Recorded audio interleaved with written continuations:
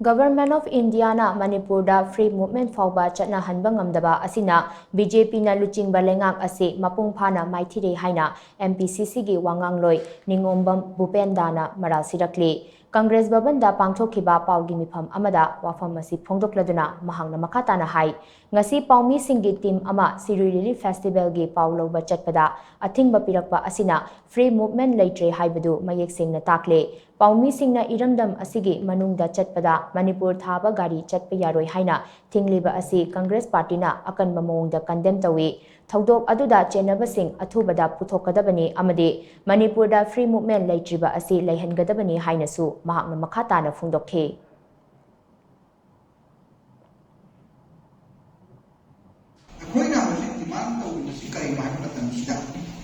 Double engine sarkar leirame fail hoy kare hawna president rule lailes fail hoy kare matana free movement of all masaki all state all state rajasi manusina ai koi free movement of nama rajasi ki state transport ki bus tukta satma mandaba masipura makse kanan ko jadi masipura makse kok tenutra bokta Narendra Modi Bharat ki Pradhan Mantri Musul Manipuri Abadal Bharat ki Manipur se